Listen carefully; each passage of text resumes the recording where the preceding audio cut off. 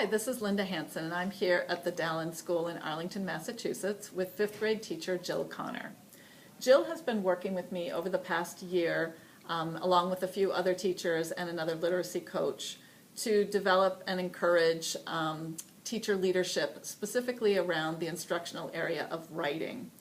And the capstone project for the TLI program that I worked on was really around developing a program that would encourage and train teachers with expertise in a curriculum area to become instructional teacher leaders in that area, and also to offer an alternative form of professional development to better meet the needs of teachers seeking hands-on professional development experiences. So a little background on the project is that we spent the last school year by identifying grade-level writing expert classroom teachers, and Jill was one of those teachers that we identified. We met monthly with the teachers last year to develop ways to integrate the classroom teachers' expertise with the district professional development program. Out of this collaboration came two concrete products. The first was that classroom teachers became an integral part of the district early release and summer professional development sessions. The idea to pilot the lab site writing initiative was also hatched during this time. So I do want to make a note that the lab site initiative is really just getting underway right now. So we're not going to be able to really reflect much on how that went. We'll do that after at least one session has happened. But I still wanted to talk with Jill about what the process of taking on this instructional leadership role in the district has been. So I'm going to start it off by just saying, Jill, how are you today? I'm fine, thank you, Linda. Great. Thank you so much for taking the time to talk to me. It's my pleasure. So, Jill, how did you see yourself as a teacher leader before we started the Writing PD Mentor program? What other kinds of leadership experiences had you had? So far in my tenure here at Dallin, this is my 11th year, and I've been working in a leadership capacity. I was an ELA mentor for new teachers for several years. I'm also on the Dallin leadership team, so I'm the 5th grade representative. I've also served in the capacity of the T in PTO, so I've been communicating with the community and the school. And just so happens that right now I am the longest serving member on my team, so I kind of serve as a leader in my team capacity. Great. All right, so that's quite a few different experiences you've had. Yes, lots of different hats. Yeah. So which activities or experiences have had the largest impact on your development as a teacher leader over the past several years? That's a great question. I really feel like I've been the most prepared for my leadership role by doing the writing professional development mentor position, because I feel like I've been given a lot of opportunities to learn along with colleagues and to experience a lot of different resources that I hadn't had before, and also to just work with experts like you. So some of what I hear you saying is just meeting together and being able to reflect with other teacher leaders doing something similar at different grade levels was important. And you also mentioned other resources that you've been exposed to. Like, can you give us an example of that? So working with the Lucy Calkins kits and going to different workshops, either a one-day workshop or a week-long institute, and gathering information and resources, different texts we can use, mentor texts, different materials that have been created by teachers for teachers. Those have all been really great resources. Great. All right. So how has well, we talked about this a little bit, but how has the process of meeting regularly with the other grade level writing mentors and the two literacy coaches over last year affected how you feel about your potential as a teacher leader? Talk a little bit more about how you think those meetings helped support you. I think just knowing that they're there has been very supportive, knowing that if I have a question or a concern, or I feel like there's something more that I need, I know that I can bring that to those meetings. And also the expertise that comes with going to those meetings from my other colleagues, it's just been a great help. And I feel like if I didn't have that support group, I wouldn't be able to feel as successful as I do in this role. Mm-hmm. We can always learn more when we Absolutely. put our heads together, can't we? Absolutely. So what are some of the challenges that you've experienced as a teacher leader?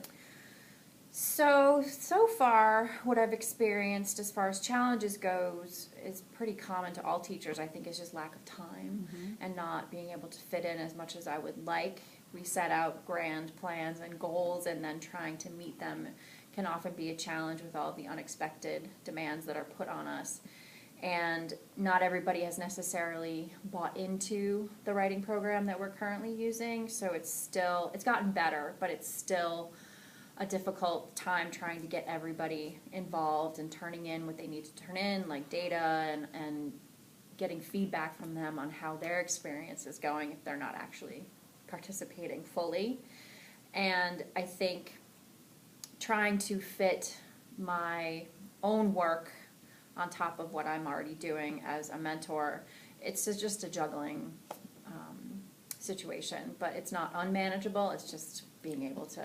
It's just a challenge. It is a challenge, Yeah. absolutely. Yep. And we have about 22 or 23 fifth grade teachers in the district. Correct. So as you say, there's a broad range of experiences in teaching writing and just in teaching in general. Right. And then different philosophies and that time crunch that we're all experiencing. Absolutely. And then I've also been asked to work with the ELL teachers across town and some of the reading teachers across town, which I love because I love getting their perspective. But again, it's just another piece to kind of try to manage. Yeah.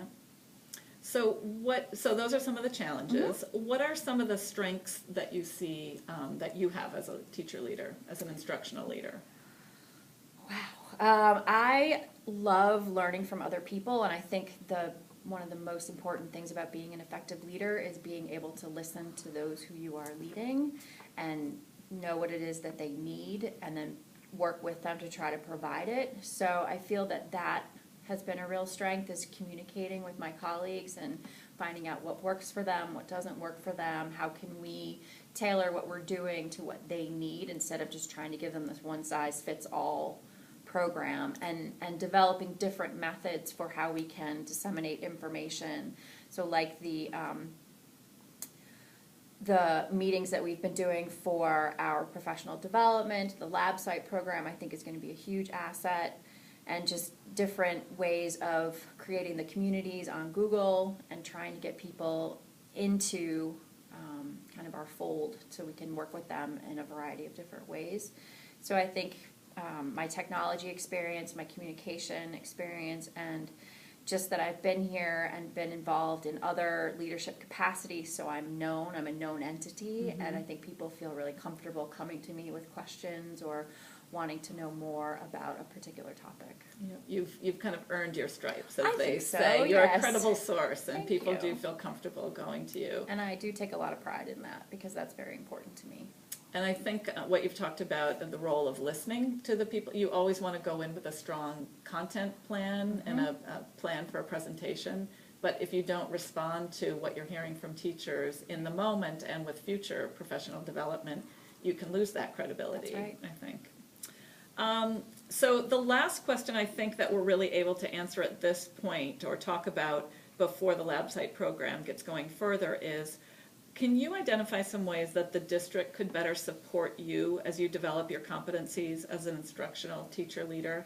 And I think we're differentiating an instructional teacher leader from some of the other roles you've talked about, like representing teachers on the PTO, or even representing classroom teachers as a teacher leader in your building. This is specifically around the area of writing instruction and how you can help impart your expertise to other teachers. So what are some ways the district could better support you in that role? Well, I think the common theme that always comes up is time, more time, and it's wonderful if we're given the opportunity to leave our classrooms or invite other people into our classrooms, but it's always a juggling act with how do I get a substitute, am I in a good place in my teaching where I can step out of my classroom, and everybody's schedules trying to mesh them up together to see, okay, are you teaching this now? Can I fit you into this session? And just managing what works best for everybody and not necessarily having the resources of competent subs and the availability of subs who can come in and take over a class if I were to need to leave. So I would say that would be my biggest area of support that I feel like we could do better with. Great. Well, thank you so much for taking the time to welcome. talk with me, and I really look forward to seeing how things go with the lab site program. As do I. I know teachers are very excited to come in and actually watch you teach and also interact with some of your students after watching you teach, and then to be able to spend time reflecting on that experience and just having an online conversation like you talked about in the Google Plus environment Yep. will be a way to test out some new opportunities for teachers. Right. So thank you very much. You're very welcome.